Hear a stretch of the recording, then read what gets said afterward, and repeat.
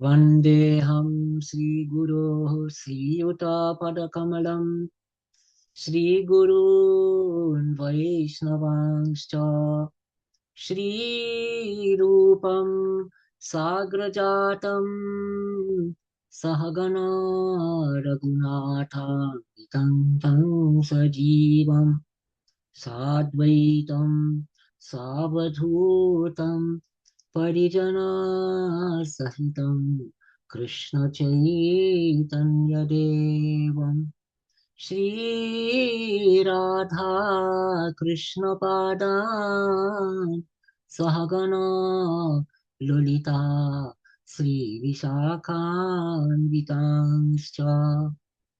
Continuing now then with Sri Sanatana Goswami's Brihad Bhagavatamrita, Book 2, Chapter 7. So this is the last chapter, called Jagad Ananda.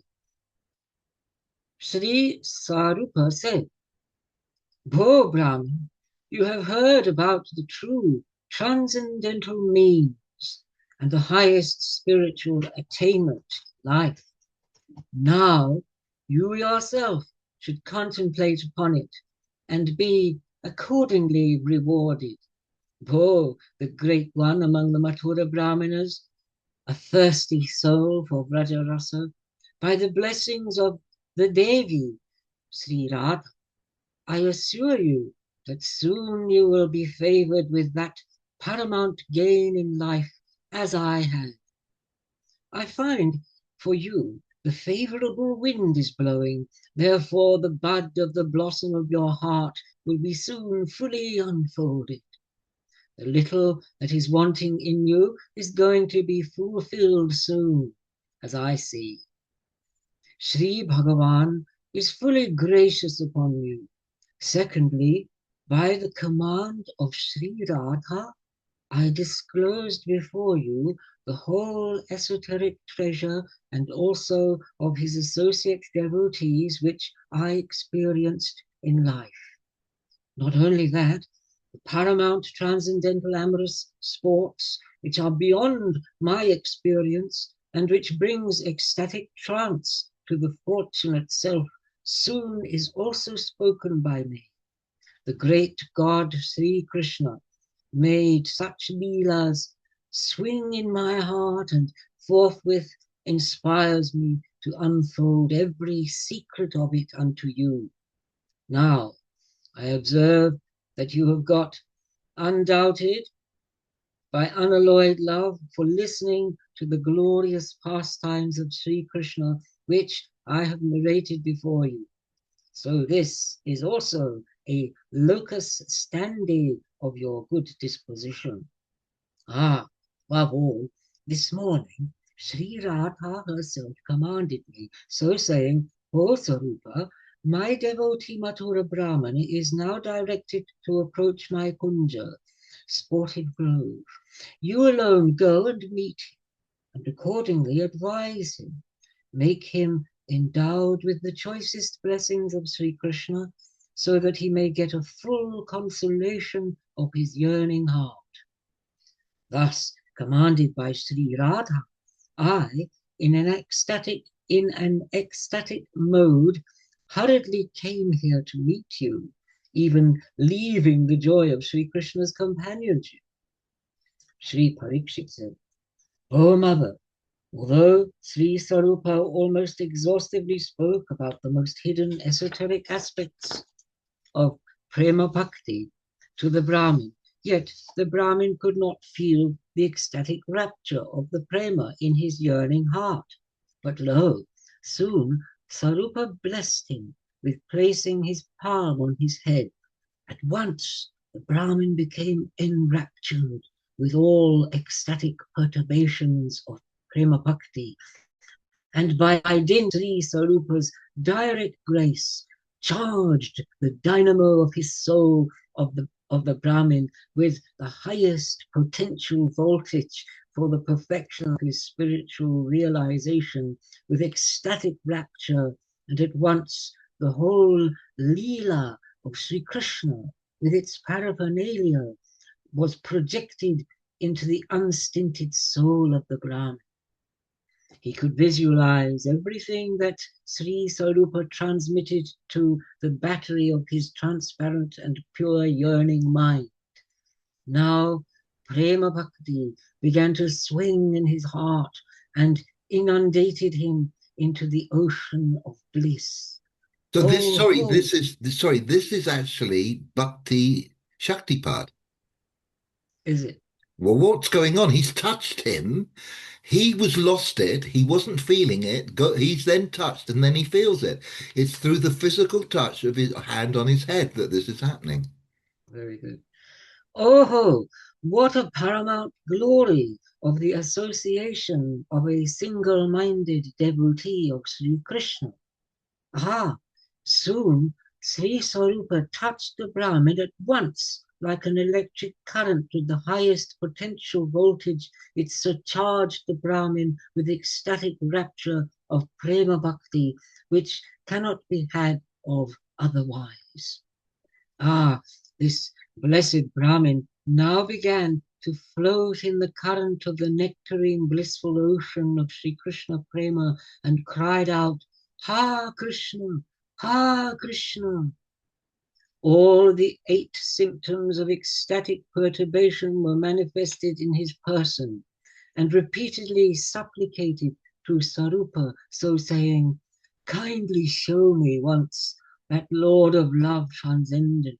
Ah, he has robbed my heart and soul, void of Krishna, ah, void of life to me. So saying, he entered into a trance. Again, after some time, suddenly getting up, he took some straw between his teeth and falling at the feet of Sarupa, supplicated to him, where does my Krishna stay? Have you met him now? Now, in an ecstatic rapture, catching hold of the feet of Sarupa, he sang aloud the nectarine divine Sri Krishna name, Nam, depicting the transcendental pastimes of Sri Krishna. Ah, what a glory of his mysterious love. Sri Sarupa, the Guru, too, entered into the world of ecstasy. So both of them were now floating in the current of nectarine blissful ocean of prema. For quite a considerable period, both of them were in that ecstatic mood. Yet the Brahmin somehow got up with his love-laden madness, ran hither and thither in the woods after searching for the very treasure of his heart, viz. Sri Krishna. But at Karira Grove, which was full of thorns, he fell down unconscious. Oh, mother, at once it was heard from a distance the noise of the cows, along with the most enchanting music of the flute of Sri Krishna, and also the blowing of hornpipes of Balaram. Ah, it poured into the ears of the Brahmin as well as of Sri Sarupa. They both immediately got up and ran towards the direction from which side the music was coming. Glory, glory, they could meet Sri Gopala Deva, Sri Krishna, whose effulgence was so brilliantly shining that it illuminated the whole woods. Sri Krishna, after giving a drink to the cows in the Jamuna, was just coming in a dancing posture associated with his comrade cowherd boys. What an enchantment! The Lord of love transcendent was marvelously shining in his adolescence, the very boundless ocean of beatitude, as it were, the brilliantly shining graceful charm of his person, which is the supreme attraction and feast of the mind and of the eyes.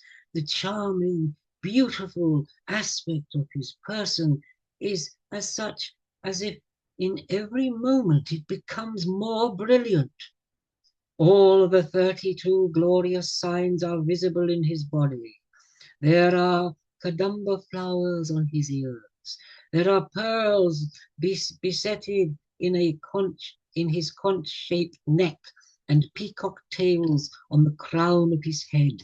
and wearing a yellowish garment. On both sides of his breast were Sri Rekha and Sri Vatsareka, and the Gunja Mala swings on it. His waist is as thin as a lion's, but the very appearance shows as powerful as 100 of lions. And the lotus feet, the very treasure of the universe, are shining. Garlands of kadamba flowers, gunja beads, tulsi leaves, shikanda, pravala, pearls are beautifully swinging. His waist is decorated with the garlands of varieties of flowers, as well as with gold ornaments. Both his hands are touching the knees, and they are bedecked with gold bangles and gold bracelets, and the fingers of his hands are dancing, holding the holes of the flute when kissed by his lips. Ah, the song of the flute not only enchants the whole universe, but also the Lord himself. The lotus eyes are also dancing. His dancing eyebrows are to create thrilling joy in the hearts of the devotees. The smiling moonlight face, attracts the heart of the great Munis. On the tip of his brilliant nose there is a most precious pearl. Sometimes in the blown up dust he makes busy himself to redress his curling hairs which have fallen on his forehead by his fingers. It so appears as if the bumblebees are dancing amidst the dust that are blown out of cows' movement. As there are endless waves in the ocean, so too the mysterious Lord enacts endless leelas at one and the same time. Ah, the prankful Lord is having on his forehead tilakam with the clay of the Jamuna in a shape of the 8th-day moon, and the whole body is more beautified, having the saffron color. Oh, sometimes he stands in his triple bent posture and kissing the flute with his lips. Again, at other times, stately dancing or marching majestically like an elephant, at which his fellow men are extremely delighted. Nay, the Mother Earth is feeling delight to have his footprints marked on her breast. Sri Balarama, the other self of the Lord, is also equally shining amidst the herd of the companions. Sri Balarama, as he is, having pure milky white complexion of his person and wearing bluish cloth, brings charm to all. The disciple, Brahmin, and the Guru, Swarupa, soon met the Lord, entered into the world of ecstasy, and fell on the ground as if to give prostrated obeisance to the Lord. Sri Gopala Deva, Sri Krishna, who is ever subdued to the premic devotees, hurriedly approached them and with a great joy embraced both of them. But no sooner he also entered into a trance and fell down on the earth unconscious. Ah, the very ocean of mercy, the most blissful Lord bathed them both with his joyful tears. Next, after some time, having composed himself, got up with his own hands, comforted both of them, and lifted them up from the bed of the earth. Ah, the most affectionate and kind-hearted Lord, with his own lotus palm, removed the tears from their eyes and also the dust from their body. Time and again he most affectionately kissed them, and then, seated together, he comforted the Brahmin with blissful chatting. Sri Bhagavan said, "Bho, the Brahmin endowed with the loving sentiment of Braja. Nay, you are a most precious gem of the ocean-like Brahmin clan. Bo, the most fortunate self, I hope you are quite at your ease. O Brahmin, on account of your good wishes, I feel comfortable along with my people. Ah, I am so much intent upon your loving affection that since long I have been looking forward to meet you here. It is really a kindness to me that you have called on me. So I meet you once again after long sojourn. O Brahmin, believe me, I am subjugated to you. You are now at your liberty to stay along with me here and may join in my sports. Sri Parikshit said. As soon as these blissful words of the Lord entered into his ears, the Brahmin got himself once again plunged in the ocean of prema. His throat became choked with emotion, and eyes were full of joyful tears. Therefore neither could he speak nor could he see anything. But he placed his head at the feet of Sri Krishna and merely shed tears. Ah, the great God Sri Krishna, who feels himself indebted even after giving everything, nay, even himself to his devotees. He took out many of the ornaments and garments from his own person and put them all of them on the person of the Brahmin and made him beautifully dressed as Sri Sarupa. Thus Sri Krishna extended the same grace to the Brahmin as he had done to his dear one Sri Sarupa. Now the Brahmin got his most supernatural and cherished desire fulfilled. Mother, what was that cherished desire? Let me tell you with a clear exposition.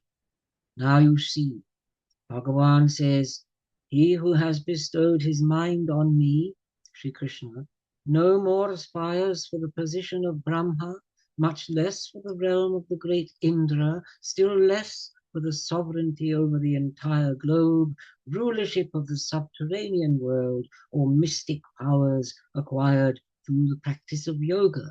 Nor does he seek even mukti, divorced from me. Further, elsewhere, the Lord has said, as a matter of fact, pious men of wisdom, exclusively devoted to me, seek nothing, nor even mukti, although conferred by me. Sri Kapila Deva also said, my devotee accepts not in exchange for my service Salokya, Sharshti, Samipya, Sarupya, and Sayujya, even when they are offered to him by me. Further, the Lord said, devotees who ever delight in service of my feet and are engaged in activities only for my sake, and who lovingly sing to one another of my glorious leelas alone, crave not even for absorption into my person. Whereas the queens of Dwarka said to Sri Draupadi, O virtuous lady, we crave not for universal sovereignty on earth, nor for rulership of the heaven, or for the enjoyment attached to both these positions, or for the supernatural powers, for the position of Brahma, or for liberation, or for the abode of Sri Hari, but we earnestly long for bearing on our head the most glorious dust of the lotus feet of our Lord, which is scented with the saffron of the mammary glands of the bosom of Sri. Okay, go on, Kano. You ready? Say me. Yeah. Yes. Bottom of page 296. That was just the nectar of the nectar of the nectar. I mean, goodness gracious me. Oh, Where it starts now, this is the prayer. Yeah. Now, this is the prayer. Yeah. Now, this is the prayer of the queens of Sri Krishna of Dwarka. Therefore, the word Shri does not denote either Lakshmi or Rukmini, or even the other gopis except the one, Vida next shloka. But she is the most hidden treasure of Sri Krishna, whose super excellent erotic love infatuates the Lord so much that the Lord holds her ever into his bosom. This Shri is none but Sri Radha. Therefore, it shows that the highest gain in life is to passionately long for the Raja Vihari Sri Krishna, having one self-consecrated with the benignant benediction of Sri Radha. So it is clear that Sri Sarup, although met Sri Krishna at Dwaraka, yet his transcendental, fully blossomed sentiment could not be saturated till he meets Sri Krishna in the paramount, super excellent environment of Sri Vraja, where alone Sri Krishna could project his own self-some, Svayam Rupa, form, and his transcendental pastimes associated with Gopa and Gopis. And this cannot be had elsewhere. The feat which, as coronated with Radha's sentiment of paramount love, when is beseeched in one's unstinted heart, one gains the summum bonum of life. Next, Sri Krishna, playing on his flute, gave a signal to the cows to drink water of the Yamuna. Oh, what a wonder! They responded. He also made different types of musical sounds by placing his finger onto it. Again, when he played the flute in a different tune, all the cows went to a safety place and rested there.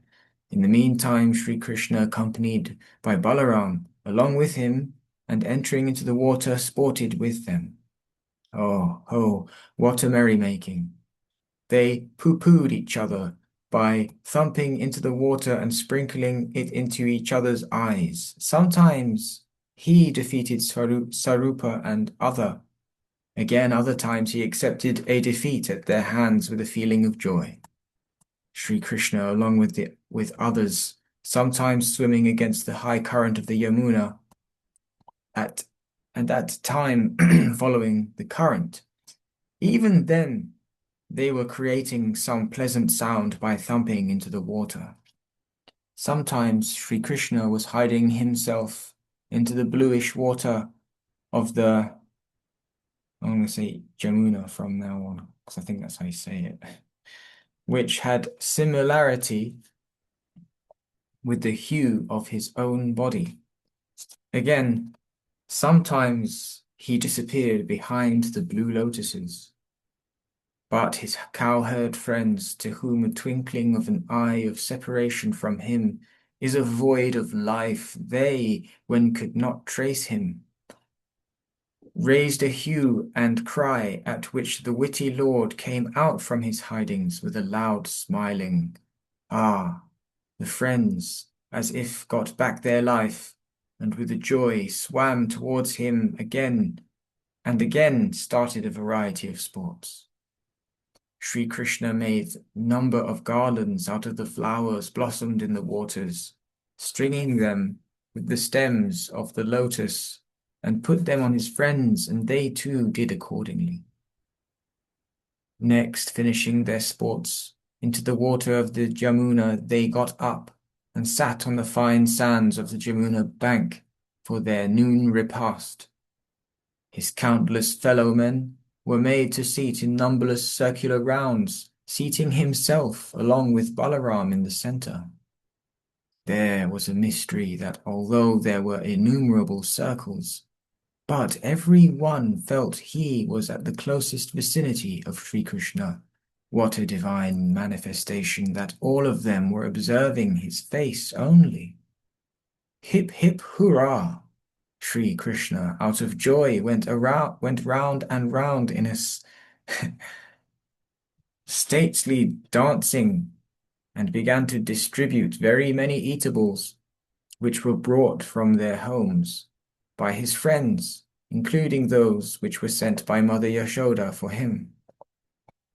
Here also is a mystic incident took place that every item became such a huge quantity that could be served to countless of them.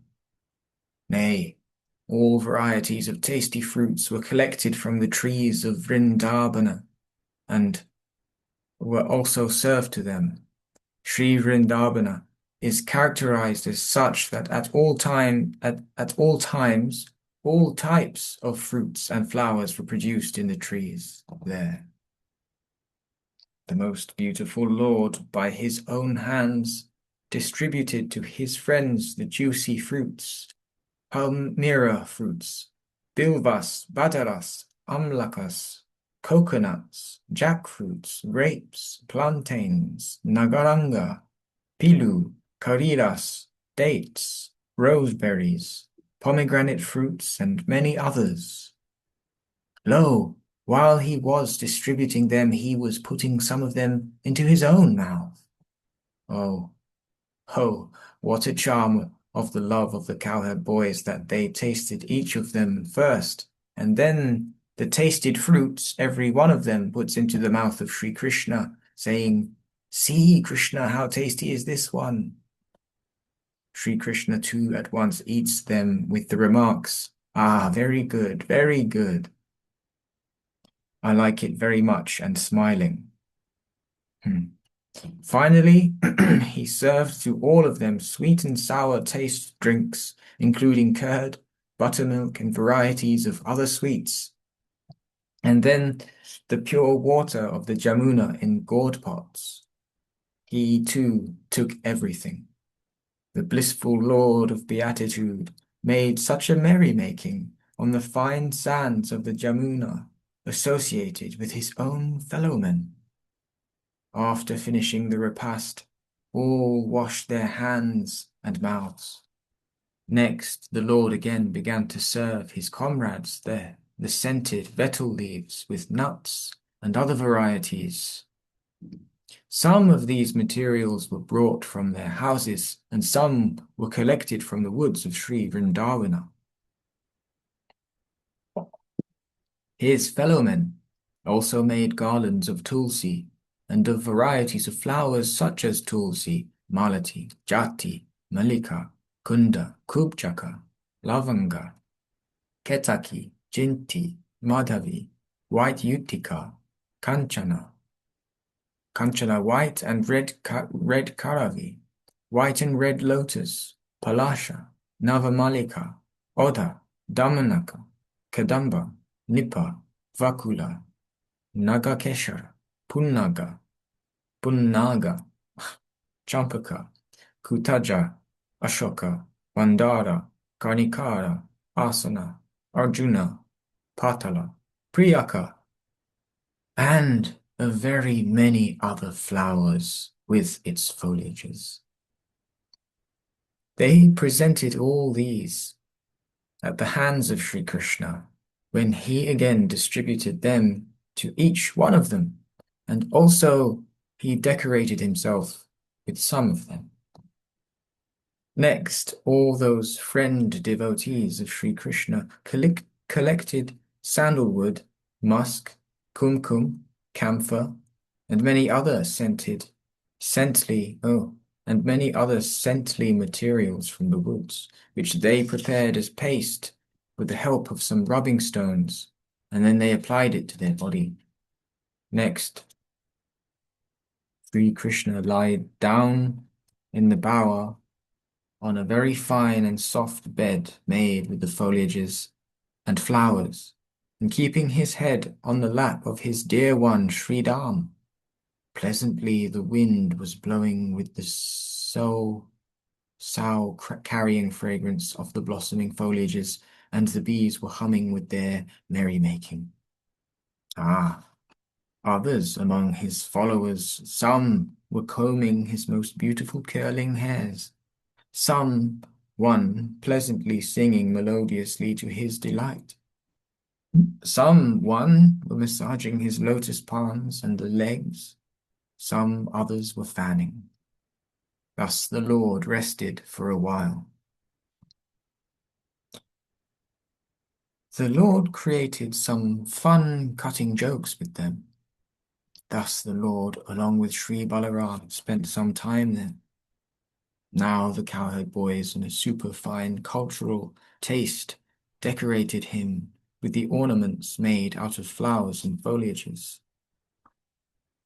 Thereafter, Sri Krishna, putting the Brahmin, Jana Sharma, in a charge of his Guru Sarupa, left for home, and just at twilight, time as usual, accompanied with his friends and the cows, entered into Gokul, bringing the joy to the Gopa Gopis. Sri Parikshit said to his mother, "Go, mother, you are supremely blessed indeed, by dint of the choicest blessings of Sri Gopinath, Lord of the Gopis. You have been endowed with the greatest treasure of the crest-jewel devotees, viz., endowed with transcendental sentiment of Raj pastimes. Therefore, better now have the solicitation of your query by applying your own felicitation. Oh, mother, better try to enter into the Goloka, which is at the paramount altitude of the transcendental plane of nectarine blissful ocean. Soon as one attains that transcendental blissful plane, one needs the beloved Sri Madanagopala, the Lord of Beatitude. The unstinted should yearn for the object and forthwith enrolls oneself as an adherent to the confident of him, and thereby enjoys his nectarine blissful sports in rendering service eternally to him.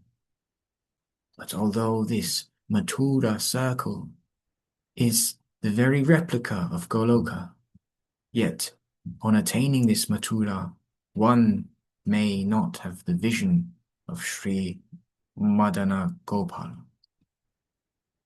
with his respective Leela.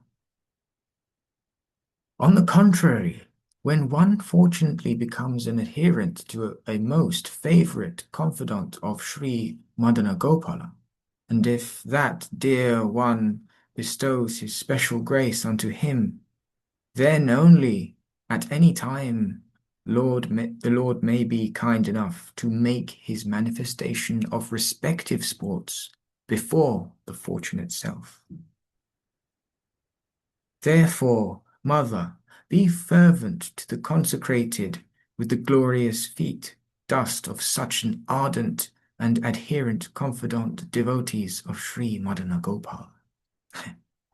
I'll keep going till 8 o'clock. I think that's all right. If there's no chapter ends. Yeah. Bo, mother. Yeah. Yeah. As you wanted to know about super excellent plane, that super excellent plane which you apprehended far, far superior to Vaikuntha, I, without any reserve, have unfolded that esoteric aspect of the transcendental treasure, which is most secretly preserved, like the precious gems on the bed of the fathomless ocean, representing in the bosom of the Vrajagopis and the saffron color thereof, the mamayi, maybe that's a typo, glands of the gopis, concocted with its beauty and fragrance, cogently applied at the lotus feet of Sri. Is that supposed to be Madana Gopal, yeah? Not Mandana Gopal. Madana Gopal. Okay, yeah. Who sports eternally as such in Goloka. So that Goloka is only the place of your query. Now, your query is quietly answered. This Goloka is the super excellent transcendental plane existing beyond the transcendental plane of Vaikuntha. The Goloka can be attained only by unalloyed attachment to the sentiment of Rajagopis and ardently craving for sacramental benediction with the feet dust of the Vrajagopis with whom Sri Krishna, the supreme par excellence, in his self-some own form, eternally sports with his full liberty of transcendental eroticism. Therefore, it is the fact, the attainment thereof is far, far beyond any aspiration, and that is immeasurable and beyond any ambiguity. Ah, what a fathomless, blissful treasure! when we fervently crave for our sacrament by the benediction of those adherents of Sri Madana Gopal at Goloka, then by dint of their unreserved invoking blessings alone, their unresolved invoking blessings alone, we may be endowed with the pregnancy of prema bhakti. Oh, mother, now I will prove my statements by illustrating quotations from the remarks of the great ones too, as I have promised on the eve of my commencement of the narration. Listen now. As it is stated in Sri Harivamsa, Brahmaloka, inhabited by the Brahma Rishi Gana, is located above the Svargaloka. Those who all got Somagati and those great ones who became Jyoti, they are allowed to stay there.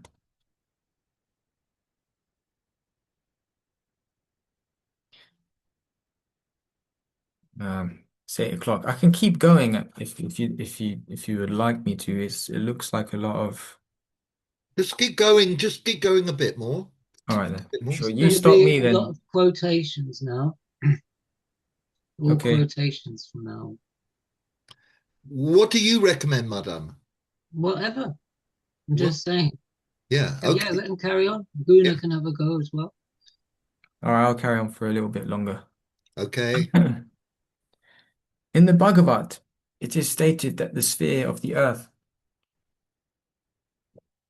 is located in his foot, Virata Purusha. The Bhuvar Loka in his navel, and the Swargaloka in his head. So as per this statement, Satyaloka also is included within this Swargaloka, that is Swarga, Maha, Jana, Tapa, and Satya. All these 5 lokas are known are known as swargas as per this statement, and the boundary of the Brahmanda, the universe, is extended up to this.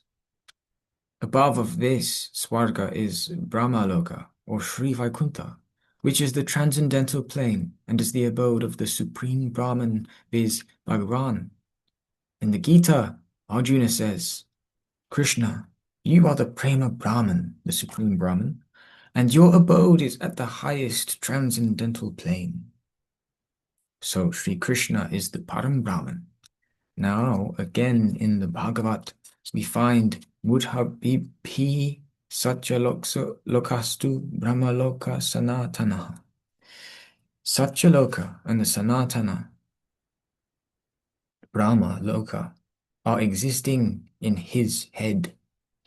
At the top of the Brahma Loka there exists Goloka. To attain that super transcendental plane, even Brahma, Sanaka, Shiva, Narada, and such others too require special type of spiritual sadhana and invocation of grace, whereas Sri Krishna's adherents, like Nanda Maharaj, nay, the Gopa Gopis eternally stay there, especially Sri Radha, the most adherent confidant of Sri Krishna, associated with her friend Gopis in her sportive dalliance with Sri Krishna, ever shines there.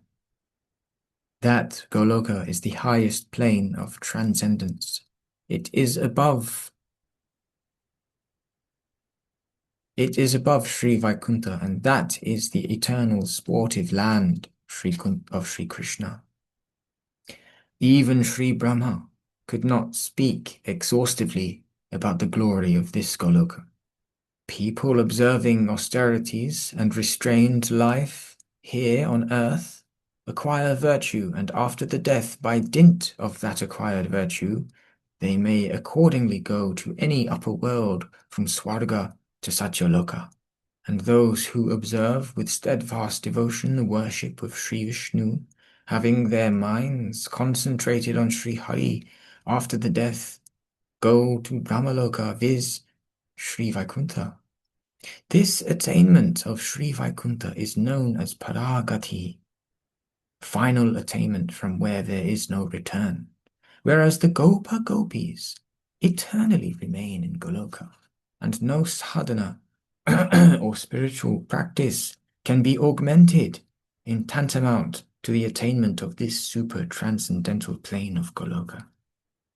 Nay, it is beyond the reach of any sadhana, whereas Bo Krishna, I, Indra, ignorantly thought that due to the tormentation of Raja by me, you came forward to protect Raja by subduing me, whereas I, Indra, being deluded by illusion, could not know that Raja is a transcendental land beyond the subjection of any perturbation.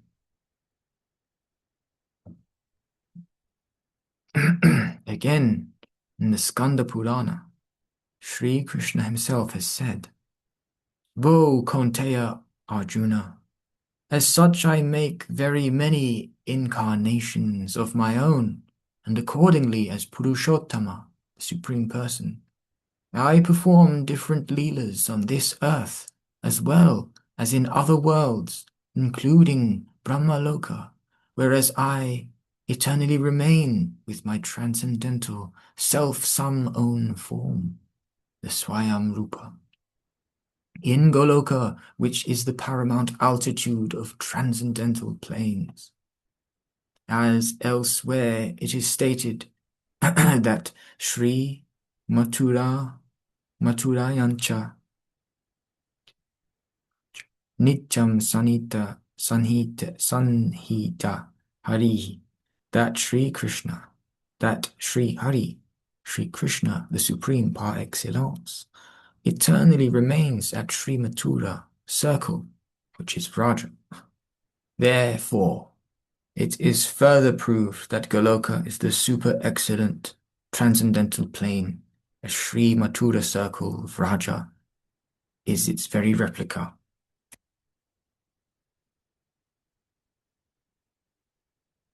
Sri Janamejaya continue. Bo, the great Vaishnav, Jaimini, on hearing from the lips of Sri Vaishampayana, what I understood about these shlokas is now thoroughly changed. Now listening to you about the true purport of these shlokas, not only all my audacities are seized, but also I find a wonderful esoteric meaning of them to my great delight. Oh ho, what a glory of a devotee of Lord Sri Krishna! Bo, the great Muni, I am now afraid that I shall be deprived of the nectarine bliss which has been poured by you on narrating the transcendental pastimes of the Lord, as I understand that you are just going to close it. Therefore, kindly enchant me with something more, making me fully saturated with that loving sentiment. Sri Jaimini further said, My dear Janamejaya, your father, Sri Parikshit, in course of narrating these two episodes, part 1 and part 2, when extolled the glories of Goloka, he, in an ecstatic rapture, sang some metrical songs wherein we find the essence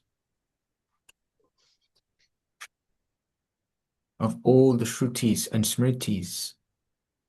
Now, better I should recite those most enchanting songs to your soul delight. Jaimini recited.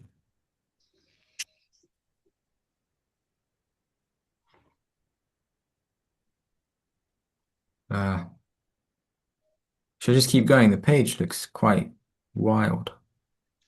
Can't I? Yeah. What you have to do here is read that number 1 and then skip to page 311, where you find at the bottom of the page number 2.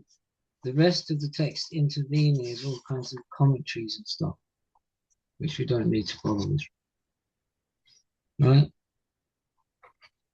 Yeah, so from number 2, yeah, on Yeah. page 311. Yeah. Okay, after I do that, I think Yeah, I'll take a break. let Guna have a go. All right. So this is now a verse from Brahma Samhita, And there's another couple from there, and then after that, it's all going to be Srimad Bhagavatam verses Okay. arranged in a particular way that follows the general trend of the whole narrative. Going gradually going up and up and up in a hierarchy, celestial hierarchy. Anyway, so yeah, you read that and then let Guna go. All right. So, now better I should recite those most enchanting songs to your soul delight. Jaimini recited. I worship Govinda, the primeval Lord, residing in his own realm, Goloka, with Radha, resembling his own spiritual figure, the embodiment of the ecstatic potency possessed of the 64 artistic activities. In the company of her confidants, Sakis, embodiments of the extensions of her bodily form, permeated and vitalized by his ever blissful spiritual rasa. Right. Lowest, yeah, that's right. Lowest of all is located Devi Dharma, the mundane world. Next, above it is Mahashadharma, the abode of Mahesha. Above Mahesha Dharma is placed Haridharma, abode of Hari. And above them all is located Krishna's own realm named Goloka. I adore the primeval Lord Govinda, who has allotted their respective authorities to the rulers of those graded realms. And you skip down to where it says 3 and 4. Right. I worship that transcendental seat, known as Svetadvipa, where, as loving consorts, the Lakshmis in their unalloyed spiritual essence practice the amorous service of the Supreme Lord Sri Krishna as their only lover, where every tree is a transcendental purpose tree, where the soil is the purpose gem, all water is nectar, every word is a song, every gate is a dance, the flute is the favorite attendant, effulgence is full of transcendental bliss, and the supreme spiritual entities are all enjoyable and tasty, where numberless milch cows always emit transcendental time, who is ever present, and without past or future, and hence is not subject to the quality of passing away even for the space of half a moment. That realm is known as Goloka only to a very few self-realized souls in this world.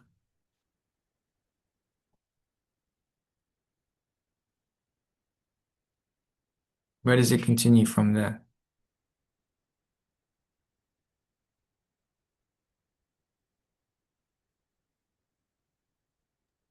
Five, next page.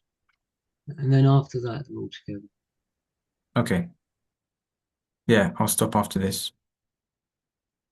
Ah, what a glory of the land of Raja on which treads in a merrily sportive spirit this supreme Lord Sri Krishna, whose feet are adored even by Lord Shiva and Goddess Lakshmi, Lakshmi, disguised in a human semblance and adorned with sylvan flowers of various kinds, tending cows in the company of Balaram and playing on his flute. Great. I will leave it Is there. Guna there? You see where we are, Guna? Yes, number 6. Number 6, yeah. So when you come across these purports and stuff, you might as well just skip them. Skip. Yeah, just go to where the number of the verses. Who were the purports by? Well, there are different quotations. Bhaktisiddhanta, mostly what you've read from Brahma Samhita and things like that. Guna, I think you might need to clean the lens on your camera. It's a bit blurry. Just get a tissue and just rub it. No, seriously, it all looks really blurry. No, yeah. Anything else, sir? Yes. No, well, I am the artistic director. It does look a little bit different. Yeah, it does. Thank you. Okay. Are you sitting comfortably? And then we'll begin. Number 6. Oh, supremely blessed are the cows and the women of Raj. The nectarine milk of the udders of the cows, and also of the breasts of the women there, was sucked by your sole pleasure, by you, in the form of their calves or sons. But, O Almighty Lord, to the contrary, all the sacrifices, yagyas, that are although done for your gratification, have not proved equal even to this day.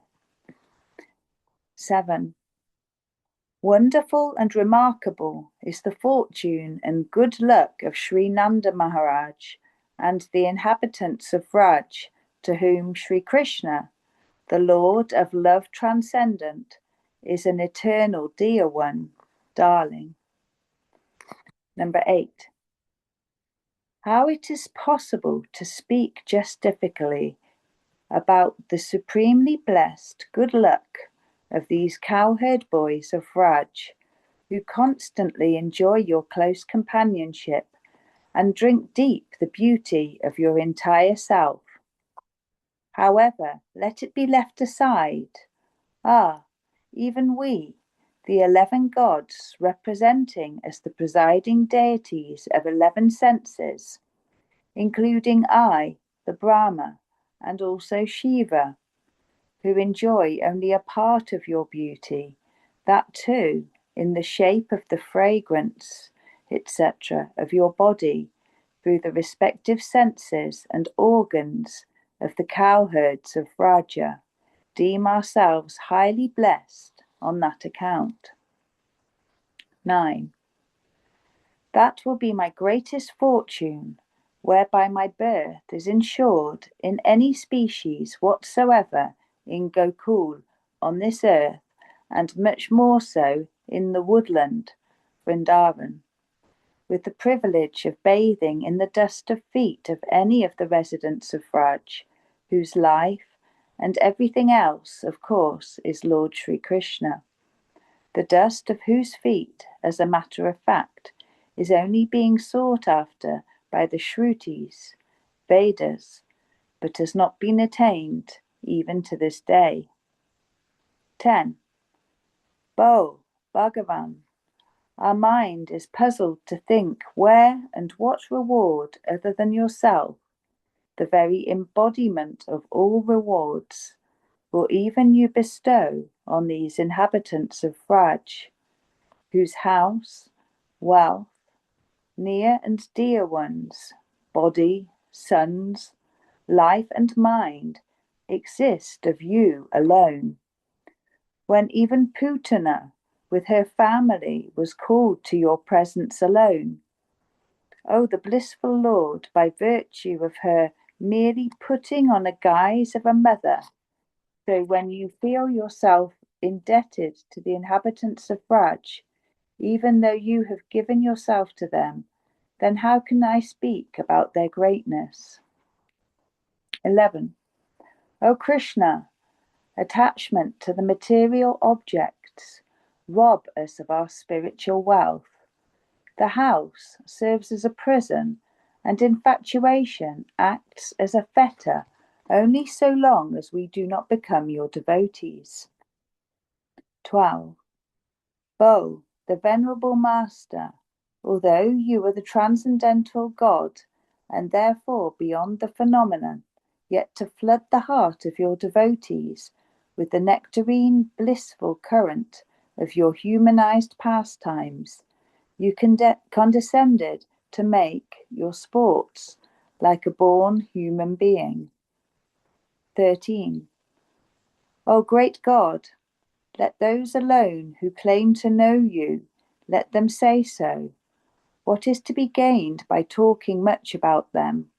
Your glory, however, does not lie within the reach, apprehension of my mind, body, and speech. 14. Bo Krishna, the omniscient God, you know everything of my inner heart's feelings. How poor am I?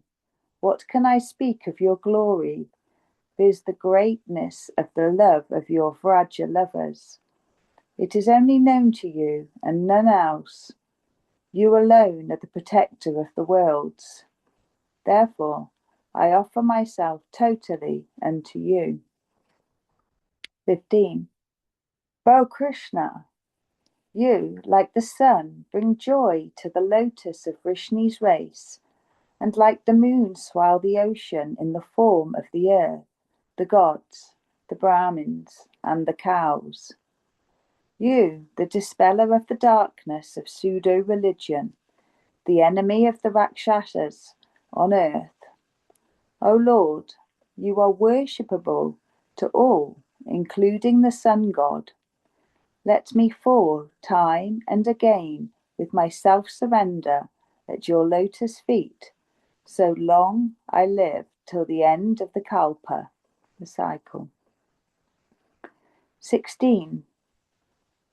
Blessed today is this earth, here, specially in Vrindavan, no less than the blades of grass and plants that kiss your feet, the trees and creepers touched by your nails, while their leaves and flowers are being plucked by you, the rivers, Yamuna, and mountains, Govardhan, the birds and beasts, regarded by you with kindly looks, and the gopis of Raj, embraced by you into your bosom, which is coveted even by Sri Lakshmi of Vaikuntha. 17. Bo, the friend of Radhe, this Vrindavan enhances the glory of the earth in that the soil has been graced by the lotus feet of Sri Krishna, and further because, witnessing the dance of peacocks, enraptured to hear the music of Sri Krishna's flute, all other creatures on the summits of Mount Govardhan ceases from every activity and stand motionless, a thing which is not seen in any other sphere. 18. Ah, this mountain Govardhan, O fair ones, is the foremost of Sri Hari's servants, that it not only derives supreme joy from the touch of the feet of Balaram and Sri Krishna, but also extends its hospitality to the two brothers, along with their cows and cowherd boys, through the fresh and pure water, excellent pasture, caves, and its bulls and roots.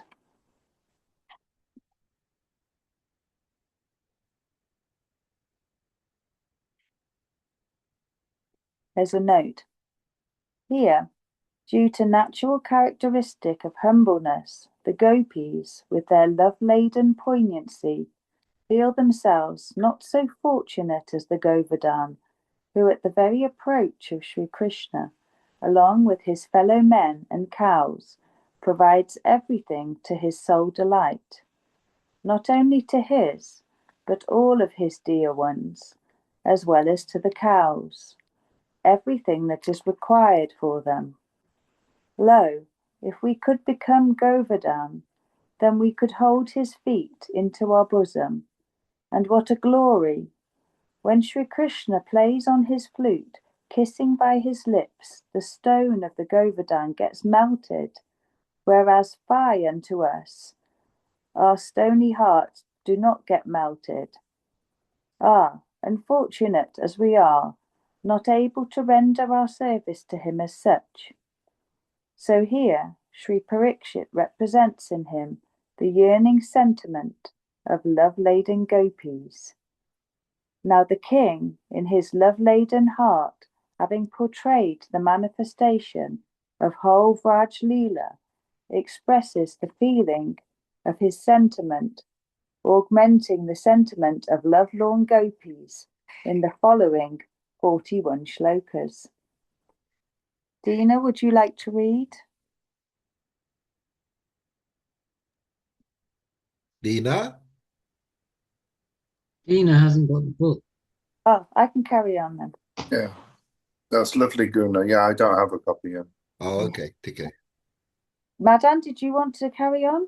Or should I carry on? He can finish it. You carry on for a bit and then I'll finish it off. Okay. 1. Witnessing Sri Krishna duly pasturing the cattle of Raj in the company of Balaram and the other cowherd boys in the hot sun and playing on the flute in their rear, clouds appeared over his head and, swollen with love, did the service of an umbrella to him and his comrades, and at the same time showered flower-like minute particles of snow to his delight. 2. Hearing the music of Sri Krishna's flute, even the rivers, Sri Yamuna and Sri Manasaganga, had their rapid flow arrested through love for Sri Krishna, betrayed by eddies, clasped both the feet of him with the arms of their waves in such a way as to fold them in their embrace, offering lotuses as a symbol of their heart. 3. Sri Krishna, while roaming about in the forest, the creepers of the forest, as well as the trees, laden as they are with flowers and fruits, appear with their boughs bent low under their weight, and with their frames thrilled through ecstasy of love, shed streams of honey, as though first they kept him hiding, but in that ecstatic rapture they brought him out. Note, Sri Sukha says, in this way the gopis of Raj, whose intellect and mind were absorbed in Sri Krishna, and who therefore, full of great rejoicing, delightfully spent their time, even during the day, celebrating in song the pastimes of Sri Krishna. Though it is stated that on Sri Krishna having proceeded to the forest, the gopis spent their days in anguish, loudly singing his pastimes, but even in that pang of separation, while they sang his pastimes, they felt rejoicing and delightful as their mind accompanied him to the forest. 4. Sri Krishna says, remarking Balaram, O Lord, these bees resort to you at every step, singing your glory that is capable of purifying all the worlds. In all probability, they are no other than hosts of hermits, the foremost among your devotees, who do not forsake you, their deity, though concealed in the forest. Note, although you are concealed in the Vedas, representing as forest, yet the bee-like devotees find you out. 5. The cranes, swans, and other birds dwelling in lakes approach Sri Hari, Sri Krishna, their heart captivated by the dulcet music of the flute, and flock by his side with their mind fully collected and eyes closed and observing complete silence. Note how fortunate they are to rejoice the companionship of our beloved. On the contrary, we, whose very life is Sri Krishna, are suffering in pangs of separation, so say the gopis. 6. Lo, the birds dwelling in Vrindavan are no other than sages, who having perched on the boughs of trees clothed with charming foliage, so that they may be able to behold Sri Krishna without any hindrance, and hear the dulcet music of the flute poured forth by him with unwinking eyes, other voices having altogether ceased for them. Note, the gopis have evidently concluded this from the fact that perching on the boughs of the tree of the Veda and renouncing the fruit of actions promised in it, sages devote themselves to worship alone, corresponding to charming leaves, fixing their mind on the glory of Sri Krishna, whereas fie unto us. Ah, if we could have 2 wings of a parrot, we could at once fly to the woods, and like those fortunate birds, we could take liberty to listen to the songs of his flute. 7.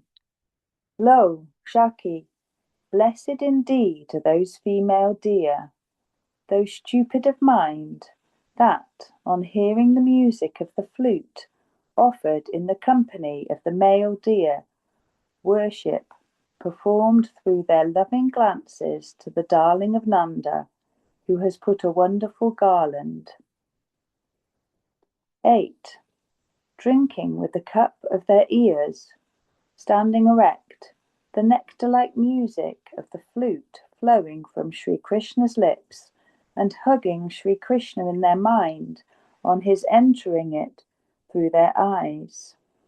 The cows, as well as their calves, stood motionless with drops of tears, the mouths of the latter remaining filled with the draught of milk flowing from the dripping udder of their mothers. 9. When Sri Krishna sounds his flute, herds of bulls in Vraj, as well as deer and cows, stand with erect ears, as though they were asleep, their mind captivated by the music of the flute heard from a distance, and mouthfuls of grass pressed between their teeth. Oh, when the cows, bulls, and deer could enjoy such a maddening praying, then what about the supremely blessed gopis of Vraj? 10. Lo, Shaki, fully accomplished of their purpose, are the women who, when smitten with pangs of love at the sight of our beloved Lord, dismissed that agony, besmearing their face and breasts with the saffron paste, originally painted on the bosom of his darling, and rendered still more charming by contact with the reddish hue of the lotus feet of Sri Krishna, who is widely celebrated and ultimately transferred to the blades of grass of Vrindavan due to his ramblings there. 11. If at times Sri Krishna went away to a distance in order to witness the sylvan beauty, they vied with one another in touching him first, and felt delighted to embrace him. 12. Sri Shukadev says, Ah, what a great good luck of those cowherd boys who sported thus with Sri Krishna, who is the absolute truth to the wise Brahmagyanis, but the transcendental, blissful, supreme deity to the eyes of his servant devotees. Nay, what a mystery and esoteric aspect of Gopi's love, that he was none to them, but only a human adolescent boy. Sri Nandakishore, the very enchanter of their alluring love. Note, Maya Shritanam, Bide Shloka, Yoga Maya, the supralogical essential potency. 13.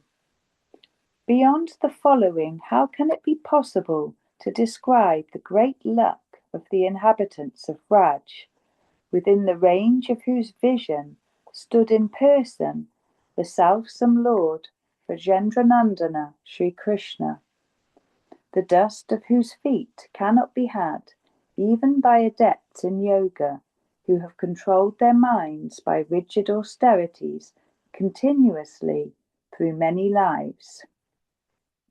Note, are those cowherd boys who sport with Sri Krishna, how can I be able to penetrate upon their immeasurable great good luck?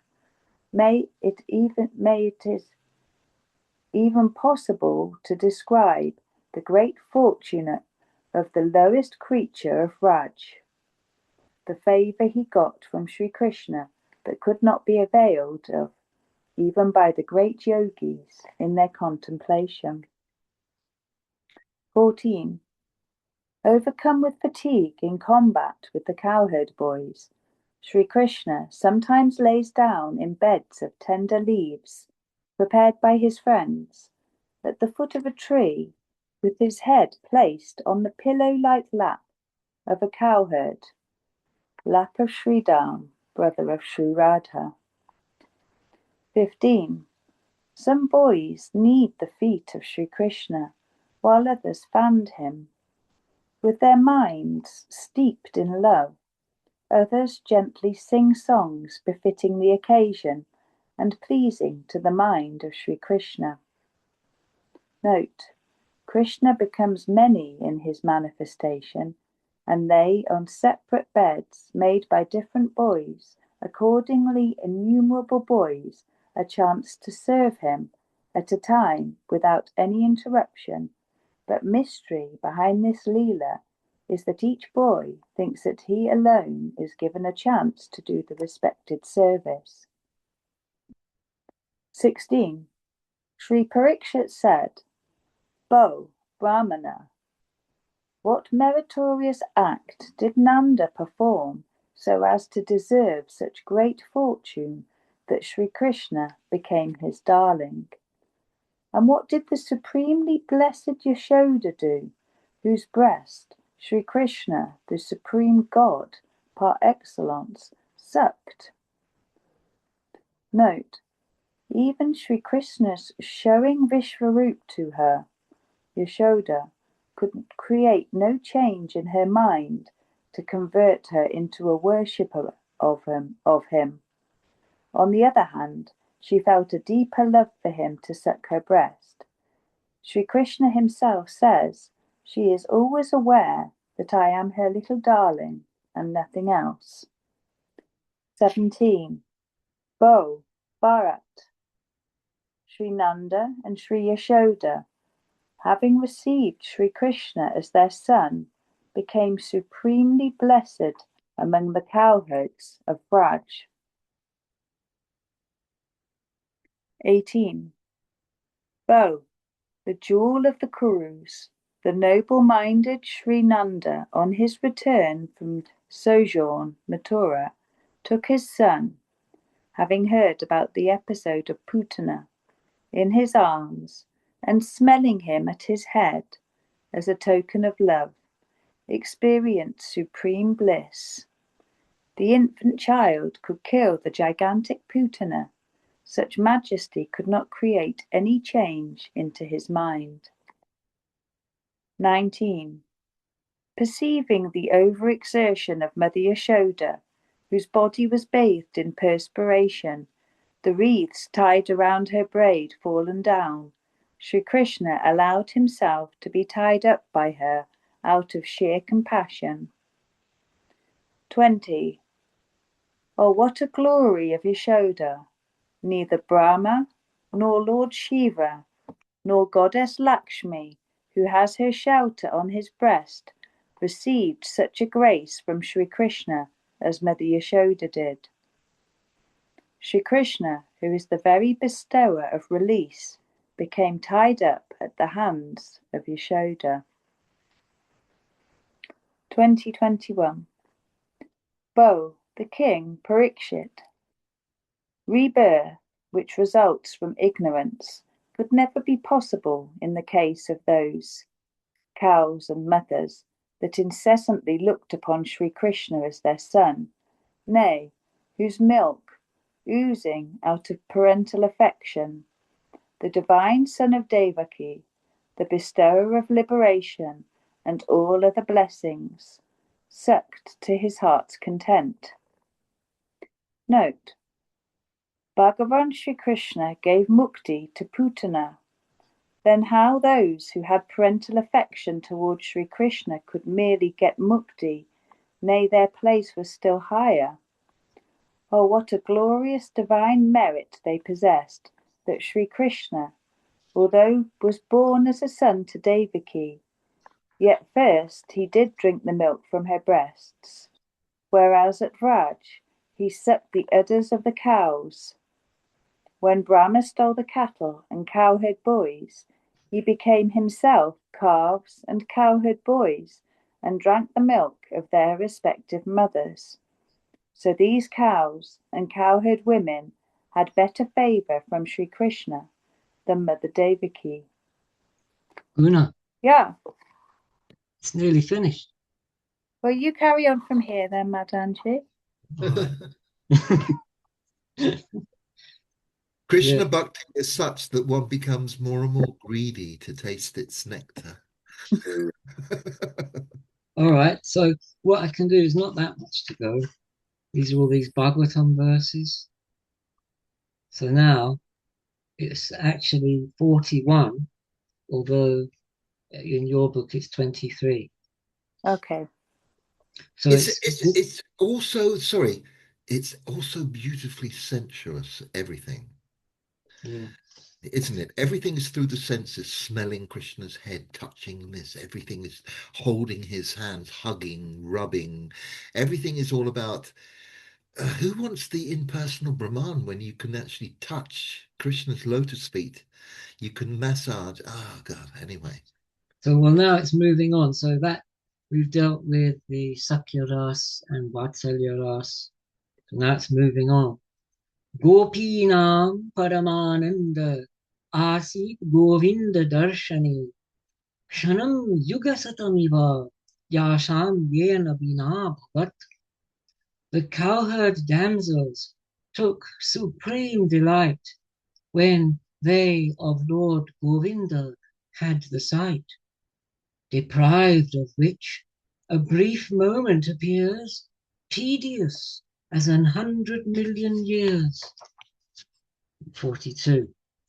Tanmanaskastadalapastavichestastadatmikaः tadgunameva gayantyo natmagarani smuraha.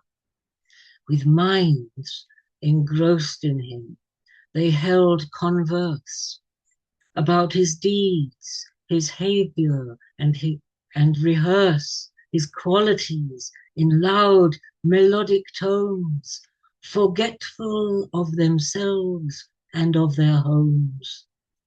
Gopyastapa kimacharan yadamusya rupam lavanyasaramasamorthamananya siddham Digbhi pibantyanu durapam ekanta dhama yasasa sriya aishwarasya. What penance did these cowherd dames perform, who with their eyes, as 'twere, drink in the form of shining pearl-like beauty unsurpassed, the essence of loveliness manifest, the most exclusive repository of fame, of fortune, and high dignity, since they Krishna's beauty beyond compare freely behold, although it is most rare. Yadohani Mahanani Matanopalepa Prinkinkararbharuditotksanamarjanadau Gayanti chainamanuraktadiyosru kantyo Dhanyabrajastriya urukramachittayana. The damsels of Braja are fortunate, who the Lord of mighty strides contemplate, who while milking and threshing and churning, rocking their babies on a swing, their crying babies on a swing, sweeping the floor and mopping and the rest, they in delightsome song their love expressed, and with choked voices they his fame extol, while tears of love longing from their eyes roll. Pratar brajat brajata avisatascha sayam gobhi samam kvanayutotsya nisamya venum.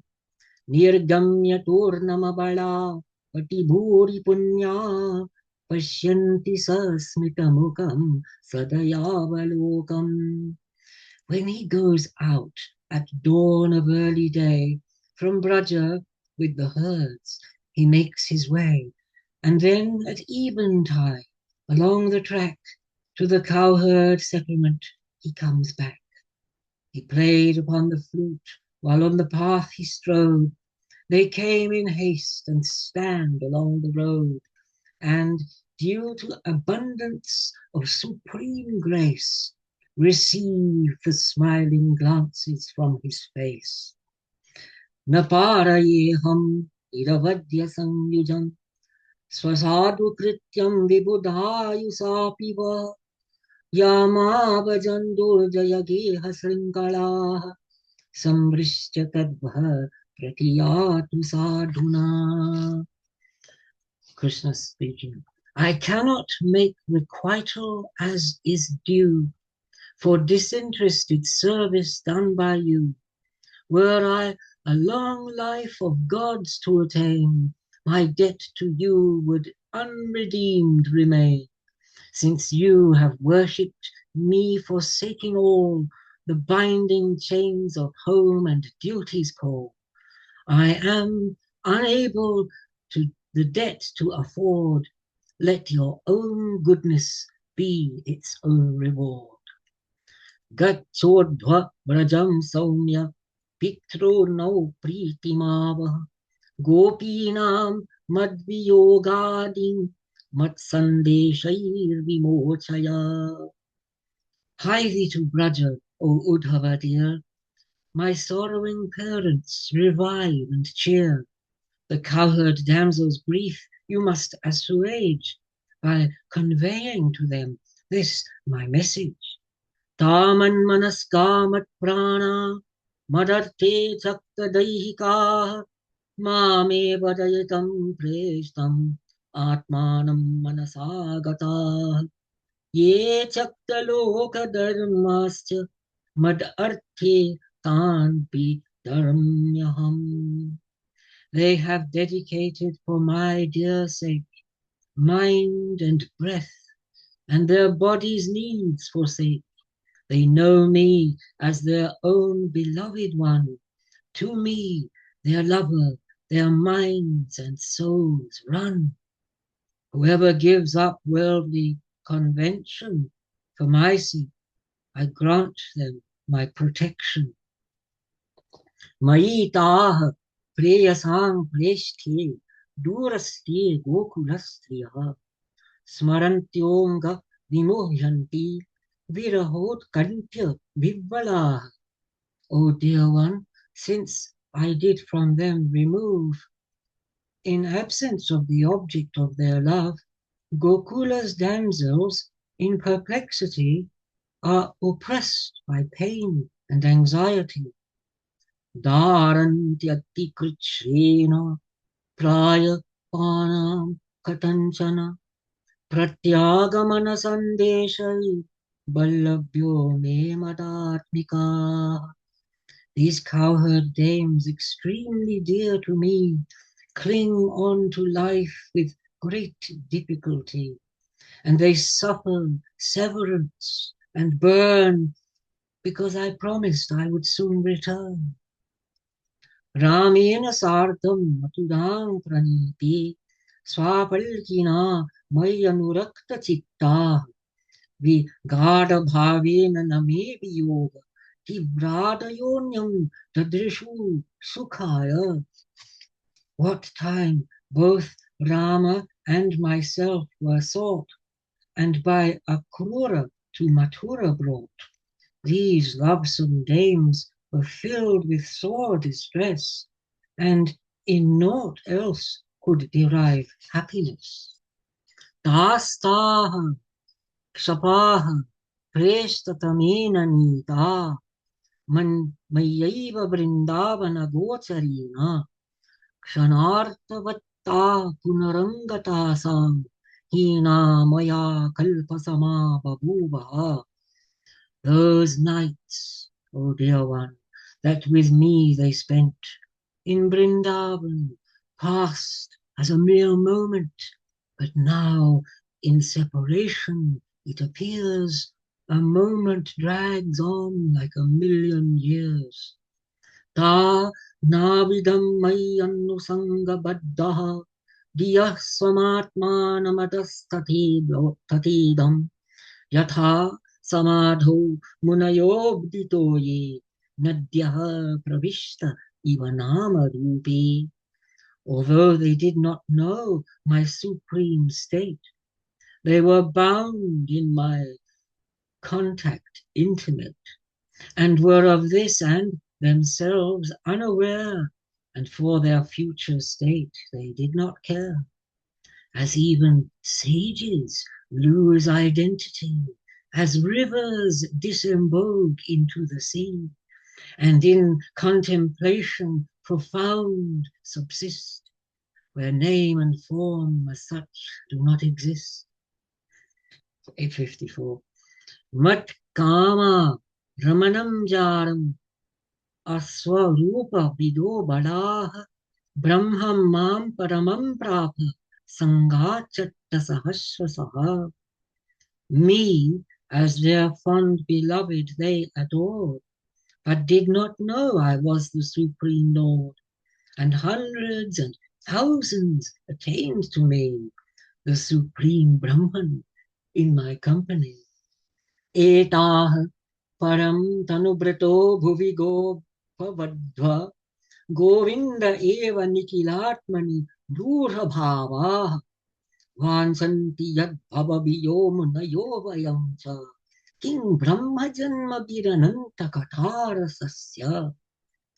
Now Uddhava speaking. Among all living beings incarnate, these cowherd dames have gained the supreme state, the highest ecstasy that can be gained in Govinda, the all-soul, have attained, the transcendental object of desire, to which the fearful in this world aspire, which sages and ourselves would fain acquire. Sans talks on Ananta. What is the worth of noble pedigree or Brahmin birth?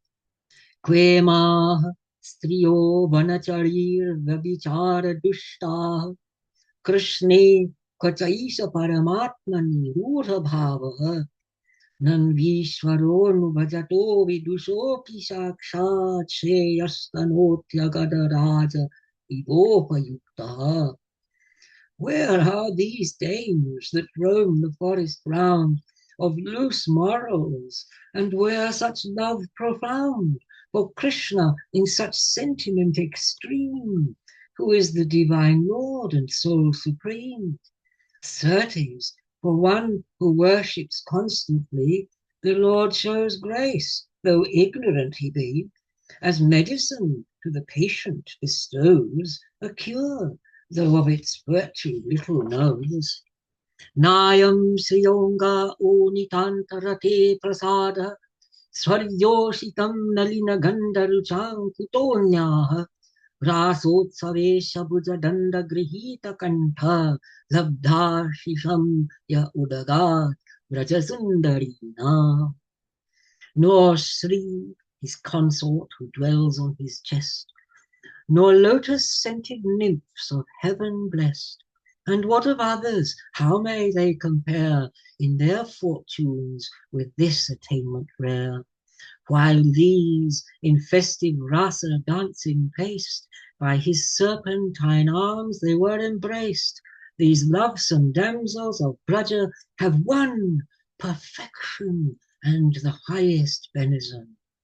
Asamaho charanarenu jushamaham syam brindavani kimapi gulmalatoshadhina ya dustyadam swajanam arya patangcha hitva vejur mukunda padavi srutivid vimrigyam. They have forsaken home and family, transgressed the principles of chastity, which is attended with hardship and pain, the shelter of Mukunda's feet to gain, which the scriptures themselves that others teach still find the object far beyond their reach. Let me be born a bush, a vine, or shrub, that with their dusty feet my head may rub. Ya vai sriyarchitamacharidi aptakamai yogeshwarairapi yadatmani rasagosthyam Krishnasya tad bhagavata charanarvindam nyastam staneshu vijahu parirabhyatapam. Indeed, he is adored by goddess Shri. Birthless Brahma worships his dignity. The masters of yoga power refined can only contemplate him in the mind. But Lord Krishna his lotus feet did press upon their breasts, assuaging their distress. Vande Nanda Brajastrinam Padarinum Abhikshnashaha Yasam Hari Kathodgitam Punati Bhuvanatrayam. I bow in the dust of the holy feet of Braja's damsels, and for grace entreat, by whom Hari in song is glorified, and the three worlds are cleansed and purified. Gopyaha kimacharadayam kushalam smavenu damodaradara sukhamapi gopikana Bhunte swayam yadavashishtarasam hridinyo prishyat tvachoshu mumuchos taravo yatharyaha. What pious deeds was by the bamboo done, O gopis, to achieve this benison? O cowherd dames, this bamboo always sips the sweet nectar from Damodara's lips, and drinks with an independent delight what is the cowherd dame's exclusive right, while only what is left over we gain. The father dear of the bamboo, the cane, sheds sappy tears to have offspring so blessed. The mother lake's good fortune is expressed as the smooth surface of the waters there are studded with flowers like standing hair.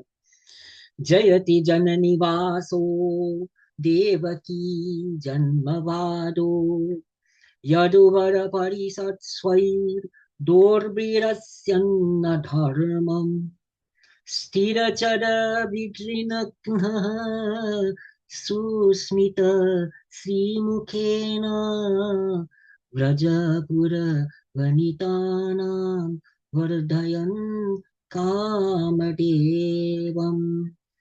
All hail to him in whom all creatures dwell, said to be born of Devaki as well, attended by chiefs of the Yadu clan, whose mighty arm subdues unrighteous man, who terminates the miserable lot of all creatures that move or that move not. Yea, when his smiling countenance is shown, the women of the pasture and the town feel augmentation of the soft desires that Cupid, god of love, in them inspires. And then finally, Sri Janami Jayaruvacha Tatat Satyam Yad Bhaktya Sravanadapi Kirtana Asya Kyanasya Va Dhyana Tat Padam Lapati Naraha. Sri Jaimini said, my dear boy, what you say is true. Anyone who hears or chants or meditates upon this narrative with devotion will achieve the abode of the Supreme. Tasmai namostu nurupadi kripa kulaya Sri Goparajatanayaya Guruttamaya Yah karayan nijajanam swayameva bhakti tasyati tusyati yatha paramopakartuhu. Obeisances to him, the son of the blessed king of the cowherds, who is always astir with causeless compassion, who on his own initiative impels his servant to develop devotion for him, and who then becomes fully satisfied as if his devotee were being very kind to him. Thus ends chapter 7 of book 2 of the Brhad Bhagavatamrta, and thus ends the Brhad Bhagavatamrta of Sanatana Goswami Pad. Jai Sri Radhe Shyam. Radhe Sham. Radhe Sham. Shall I turn it off? Yeah.